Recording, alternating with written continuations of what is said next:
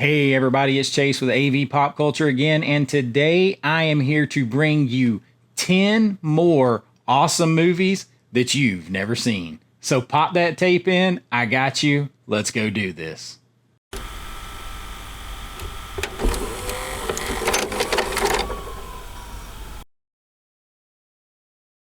All right, so 10 awesome movies you've never seen. Everyone seems to be loving this series. I think this is like the fourth one that I've done, and trust me, y'all, I have seen a lot of movies, and thanks to my dad, probably, I started at a young age seeing just my dad watched everything. So fortunately, I have a just sort of unending pile, a mental Rolodex, if you will, of movies that I saw when I was younger and movies that I've seen over, since I've been an adult, that are kind of easily forgotten, overlooked, or missed. And I enjoy sharing them with you because if I can just find one film that maybe you've forgotten or maybe you've never seen and you can go check it out and kind of give it new life and appreciation again, that is completely worth it. So I've got 10 more films that fall into that category here for you today. And now, full disclosure, like I don't have all of these on physical media. I've talked about before. I had a lot of more movies on VHS. I've come back to collecting. I've probably got 1,500 movies in my collection, but I don't have all of these. And some of them are just kind of hard to get, hard to find. But they are a lot of fun, and I have some very personal connections with a couple of these. So we're going to get right to it with one that I do have on physical media, and I've kind of talked about it before on this channel, so I'm not going to spend a ton of time talking about it. But I'm talking about 1986's Space Camp. This movie basically is a who's who. I loved this movie when I was younger. I think it came out, so it was 86, so probably saw it I guess I was around 7 years old or so. But this movie stars Tate Donovan. It stars Kate Capshaw, otherwise known as Mrs. Spielberg. It stars Kelly Preston. It stars Leah Thompson. It stars Tom Skerritt, a very young Joaquin Phoenix is in this movie. I mean, it has a load of who's who from the 1980s, and it is about a group of kids that go to space camp, and the culmination of being in space camp is that they get to go and sit in a spaceship and kind of like feel the engine stir and things like that. And through a series of events, the spaceship has to take off to keep from exploding. So they actually go into space and they have to survive by what they learned at space camp. So very cool movie. I always enjoy this. I need to try to find an updated version. This is actually a DVD that I got from the VHS Preservation Society at a horror convention that I was a guest at. And what they do is they scan VHSs into and onto DVDs to preserve them. So this looks just like a VHS. It's got tracking issues when the FBI thing comes on and all that kind of stuff. But super cool. Really enjoy this movie. It is one that a lot of people maybe have seen it, maybe forgotten about, maybe you just missed it in the 80s, but it's a very good one to start this list. All right, the next one up I don't have on physical media, and it is one that I never hear talked about. Now, this is like right on the edge. It's like 1991. And it's kind of like a 90s gangster movie, early 90s, late 80s gangster movie that I don't hear anybody talk about, but it had a lot of star power. And I'm talking about 1991's Mobsters. Now, this stars Christian Slater, Patrick Dempsey, Anthony Quinn's in this movie. What's his name? Mandalore. I can't remember his name. Richard Greco is in this movie. F. Murray Abraham is in this movie. It is absolutely loaded. And what it is a telling of the story of like like real gangsters like Meyer Lansky and Charles Lucky Luciano, who Christian Slater plays Lucky Luciano. Patrick Dempsey plays Meyer Lansky. And it tells the story of them coming into power. So it's when they're young, like teenagers, early 20s, and follows their rise. And it's a very different, it's like almost a quasi Brat Pack mob movie, crime movie. I really enjoy it. Like I think it's cool. Patrick Dempsey and Christian Slater together, and then I mean you have like Oscar nominated star power in this movie. You've got gravitas with like F. Murray Abraham and Anthony Quinn and stuff like that, and it is, to me, it's a really good movie. I'm not sure why it's so overlooked. Laura Flynn Boyle is also in this movie. So there is a lot going on. I enjoy the movie. It is one that like I can visualize the VHS that I had and got rid of, but definitely need to pick this back up. Make sure you catch that one if you missed it. All right. Next up is another one that I actually do have on physical media. And this is one that I have a personal tie to because one of my best friends in the world is in this movie. And her name is April, and she starred in this 1994 film with Pamela Anderson and Keith David, or David Keith. I always say both their names backwards. Robert Hayes, Stacy Keach. This is Raw Justice, and this is sort of like one of those early hard-boiled crime detective, sexy thriller drama action things. And this is actually my friend April right here on the back of the case, being attacked in the shower in this movie. We give her grief about that shit. But she's in this movie, and it is exactly all that. It is exactly what you think it is. David Keith is the star. Pamela Anderson, I believe, plays a call girl who gets mixed up in this, but helps him on the case, find the killer. My friend April gets killed in the movie, in the shower, because who doesn't want to get killed in the shower, even when it's not a horror movie? But it is, that's what kind of sets it off and starts the whole movie going. And, yeah, I mean, it's a cool movie. It's one that's sort of, to me, it reminds me of, and I don't think it is, but it definitely reminds me. No, it's a Republic Pictures. It reminds me of like a Cannon film. Definitely a Cannon film is what it kind of has. That just sort of, like I said, that gritty, hard boiled, early '90s, late '80s, like action, crime, drama, thriller kind of vibe to it, and very, got some sexiness going. You got Pamela Anderson and my friend April. So you got like a couple of, Playboy bunnies in there. So a lot of fun, and one that you could have easily missed. And got to give a shout out to my friend in that one. Next up on the list is, when you want to talk about sexy, this one is one that is, I don't have this one on physical media. This one is one that is very surprising to a lot of people if they watch it, because this is a Gary Marshall film and does not feel like one. This is 1994's Exit to Eden, and this stars Rosie O'Donnell and Dan Aykroyd as they're both detectives, partners who have to go undercover to this island, like hedonistic island, like sex island, and that's run by Dana Delaney, and it's sort of like Pleasure Island in the every sense of the word. And this movie also has some some interesting cameos by like John Schneider, who plays like a college professor who's like teaches about sex and psychology and stuff, and kind of puts Dana Delaney on her path to being this madam at this island.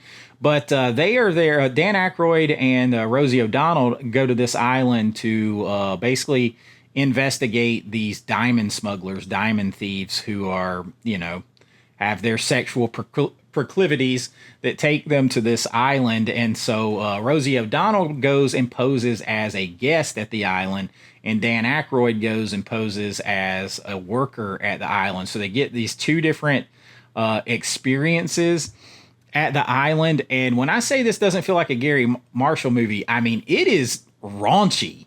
It is like super dirty. And super comedic. It's weird to see like Dan Aykroyd and people like Dan Aykroyd and Rosie O'Donnell and John Schneider in that too, but particularly Dan Aykroyd and John Schneider for some reason. But it is dirty, and it has a boatload of like nudity, like all the way nudity and sex and some like twisted kind of sex kink and things like that. But it is also absolutely hilarious. Seeing Dan Aykroyd be so uncomfortable with it all throughout the movie is worth the price of admission, because I think he's probably actually uncomfortable with a lot of it. And it is just absolutely hilarious when he actually starts just saying all the hell with it and running with it and enjoying the movie.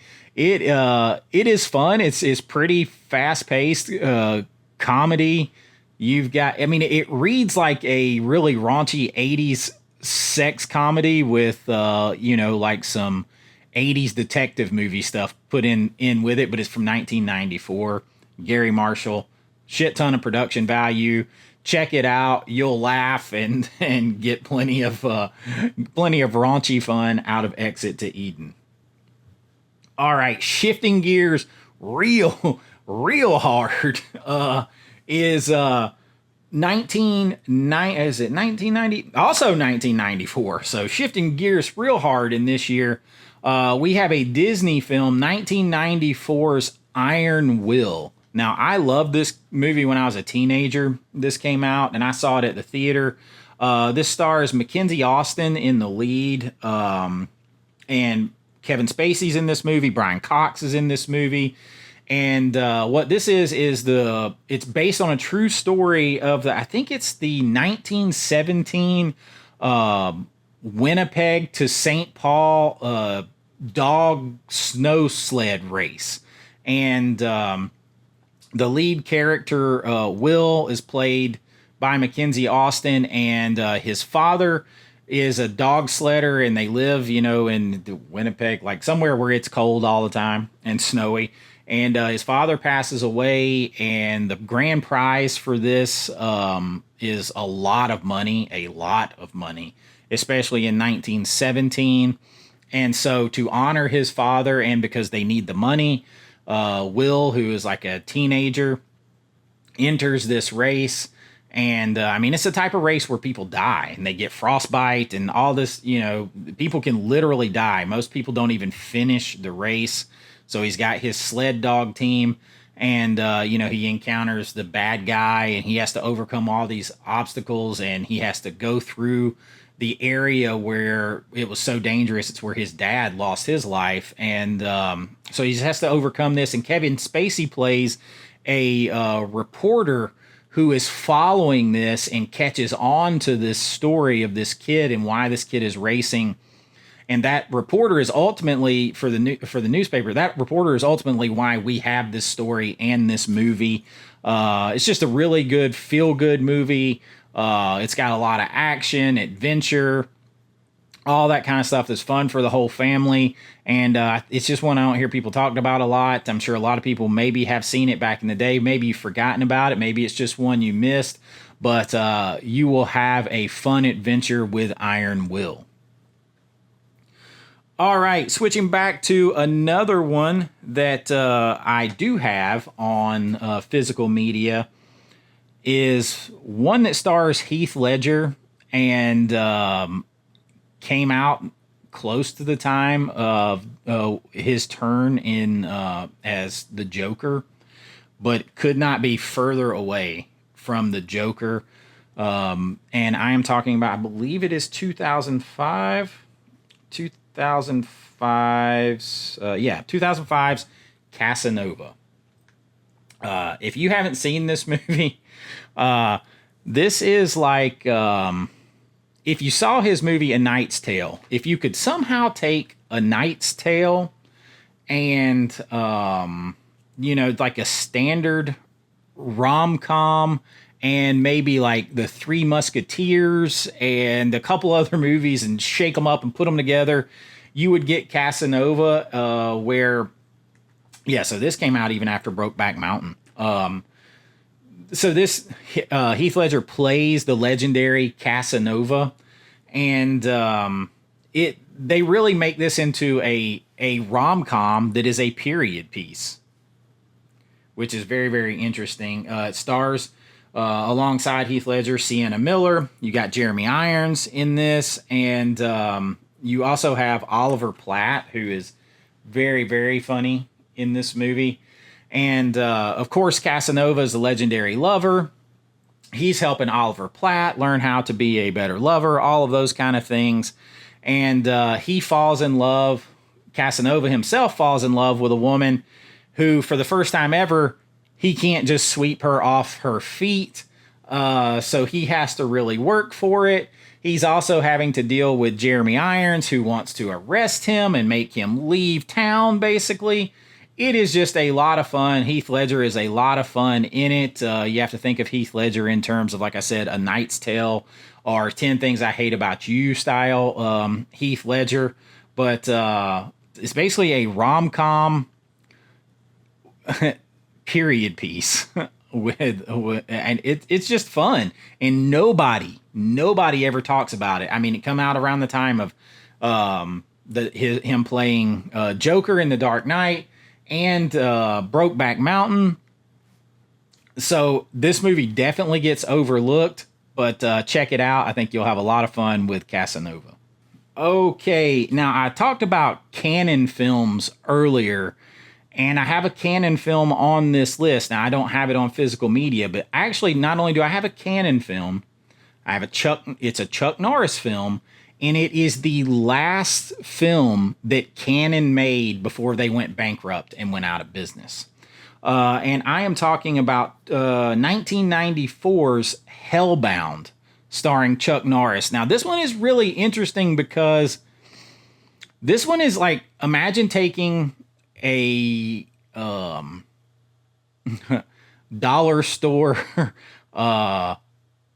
Lethal Weapon. So you got Lethal Weapon. Take Lethal Weapon, or the Wish version of Lethal Weapon.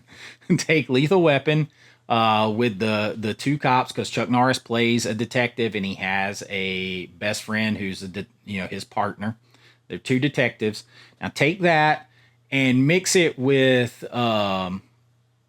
Schwarzenegger's End of Days, and throw in a little bit of Hellraiser for good measure. So this like kind of combines horror and the Lethal Weapon style action, fighting, and detective cop angle.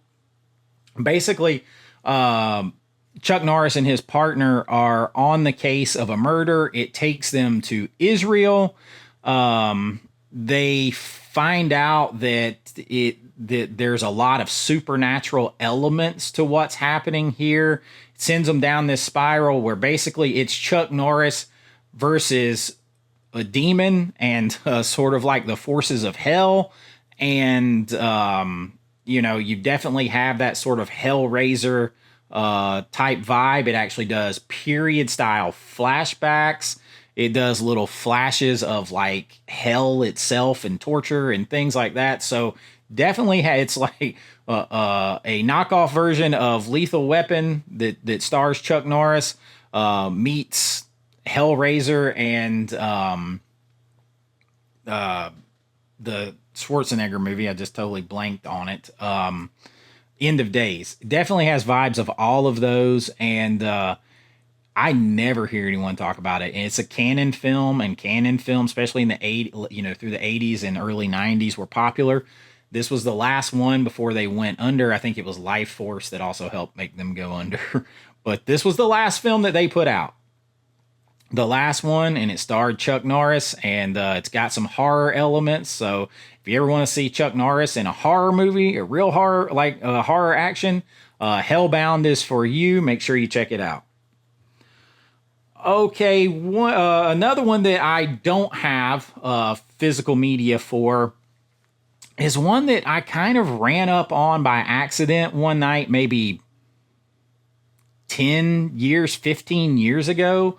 I'm a big fan of the show Supernatural, and that stars Jensen Ackles and Jared Padalecki. And I was just kind of seeing what else Jensen Ackles had done. So this was like in maybe around season 2 or 3 of Supernatural, and I was just looking it up, and I found this movie that he did, which is a sort of a rom-com, and he's not even the main star, but I watched it, and it was really interesting. It's 2007's 10-Inch Hero, and what it stars, there's like some of those like late 90s, early 2000s faces. You got Jensen Ackles, you have his future wife, Danielle Ackles is in the movie.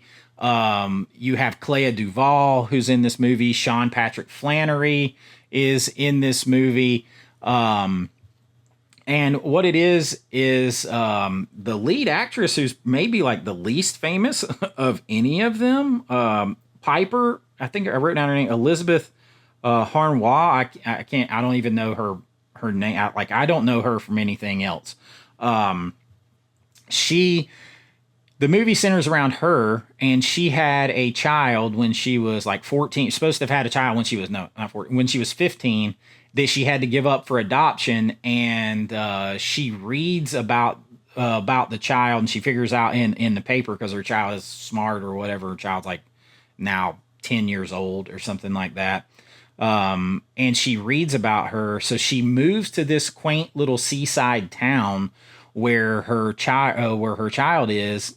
And she ends up kind of like falling in love with the adopted father, I think is what it is. But she takes a job in a local, like, legendary sandwich shop where if you're a normal person, you need not apply to this sandwich shop, because everybody there is kind of crazy. There's big, like, early 2000s stereotypes. Like Jensen Ackles plays a character completely out of character for him.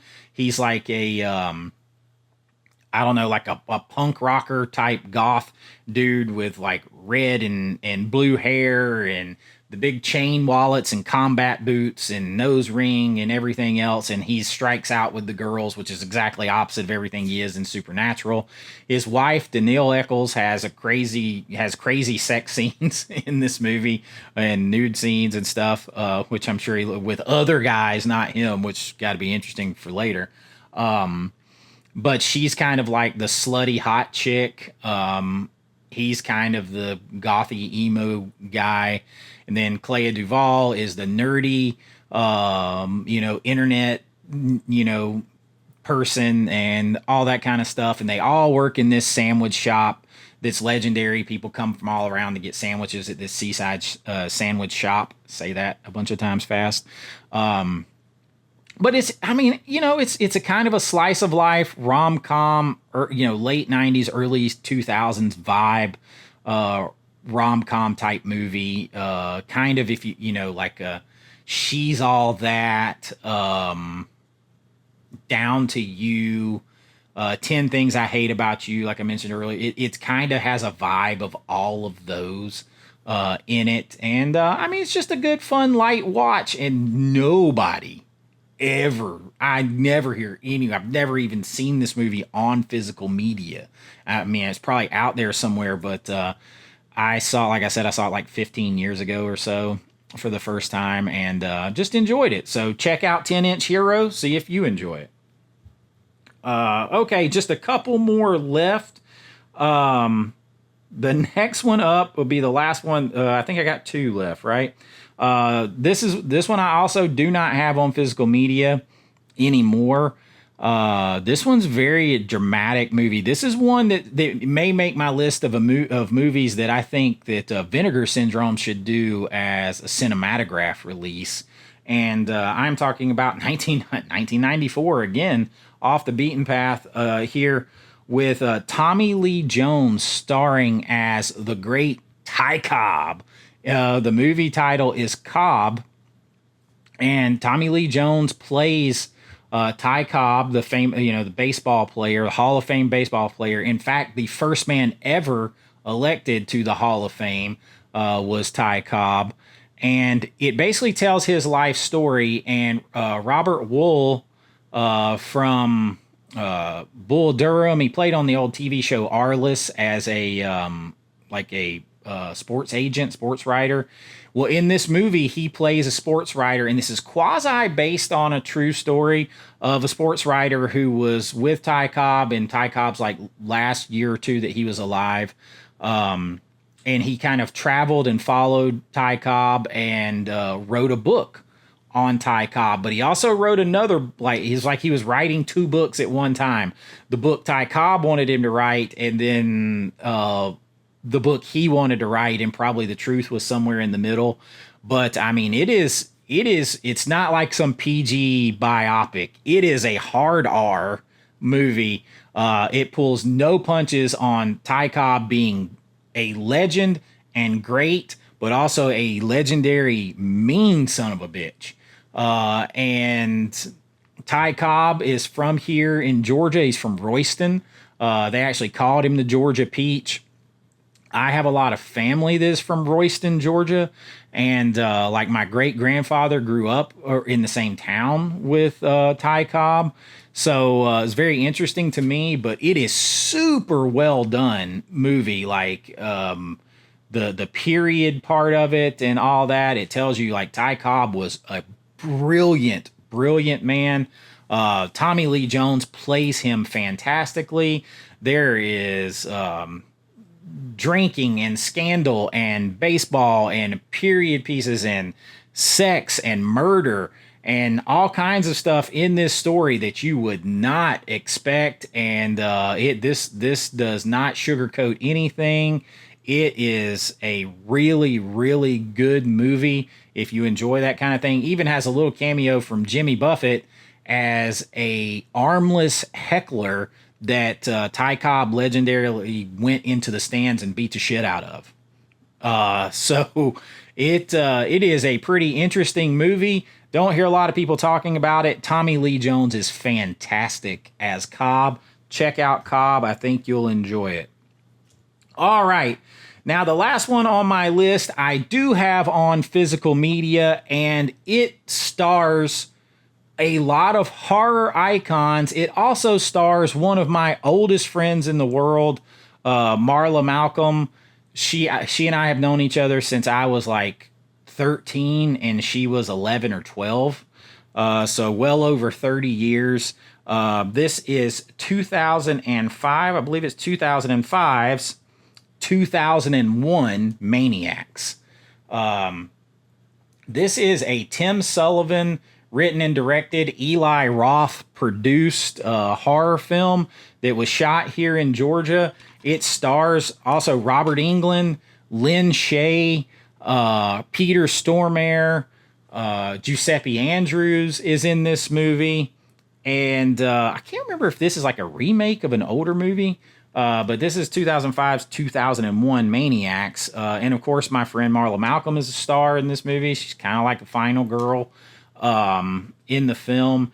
And what it's about is a group of college kids from up north. They are driving to Daytona for spring break, and they kind of get broke down in this like off the beaten path small town supposed to be here in Georgia, and they get set upon by this town led by the mayor here, who's played by Robert Englund, and his wife in the movie is Lynn Shay, I believe is what it is. And let's just say, I mean, here's the tagline: you are what they eat.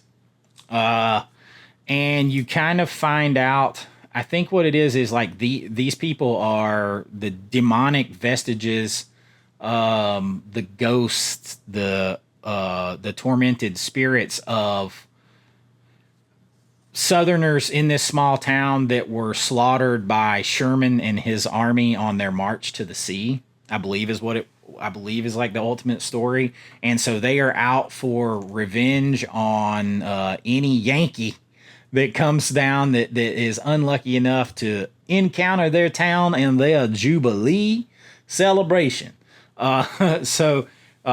This is Robert Englund and his nasty fun goodness right here. There are some gruesome, and brother, I mean gruesome kills in this movie. This movie even stars a good cameo by Travis Tritt, is sort of the singer Travis Tritt, as sort of the warning type guy. What does they call him in Cabin in the Woods? The one that kind of like is at the gas station and kind of sets out to warn the kids, not to go that way. But this is a crazy film. If you haven't seen this, I never hear anybody talk about it. I mean, it is definitely a lower budget, but I mean, I even think that, like I said, Eli Roth is producer, Tim Sullivan's a producer, Tim Sullivan writes it. I even think John Landis is involved in this movie in some way. I mean, there's actually a lot of like horror icon and star power in this movie. I know it did get a theatrical release, probably wasn't a really long run, but this movie is crazy. I don't hear anybody talk about it, but if you're in the market for a sort of messed up horror movie that maybe you hadn't seen, it has great kills, sex, nudity, violence, horror icons like Robert Englund and Lynn Shay. You got Peter Stormare in there. Definitely check out 2001 Maniacs and, have a little fun with that. And shout out to my friend Marla for her great turn in this movie. She as the final girl. But a lot of fun. You can see I've had this one for a while. It's another one of those that Hollywood Video. But I hope you guys have enjoyed this list. I have a lot of these. Like I could go on and on with these forever if you all enjoy them. Make sure that when this video comes out today, we'll still have a couple of days left for you to get your entry in for my 1,500 subscriber giveaway. You have until Sunday night, July the 7th at midnight. I'm giving away an awesome second sight set of Dog Soldiers. I'm giving away the hard to get VHS 2 or Terrifier 2 on VHS. I'm giving away the Arrow box set of Invasion of the Body Snatchers. Some other things like copies of my own movies, stuff like that, is just a thank you for helping me reach 1,500 subscribers so fast. I really do appreciate it. If you enjoy this kind of content, please like and subscribe. It really does help me out. And if you really want to be a big part of it, be a pop culture friend, family, or pop culture icon, then you can actually join the channel down below. Get all kinds of access to special content, videos, behind the scenes stuff from making my own films, gag reels, things like that. There'll be subscriber giveaways for my YouTube channel subscribers, as well as my Patreon subscribers. That link is down there. We'll do things like special live streams, things where you will get to pick a video for me to do, like a review on your favorite movie, all kinds of good shit. But like I always say, you don't have to do any of that to hang around. Just, subscribe, ring that bell, share it, and make sure you check out the video on my 1,500 subscriber giveaway with my top 5 July 4th horror movies. I will link that up here. For all the details, just tag me and comment in the videos and say subscriber giveaway, and you will be entered, and we will do a live stream where we will pick the winners and give a few more lucky winners in the live stream some cool swag. And I really hope that you all have enjoyed this. And until next time, this is Chase with AV Pop Culture, and I'll see you real soon. Be kind, rewind like always. Bye-bye. I know.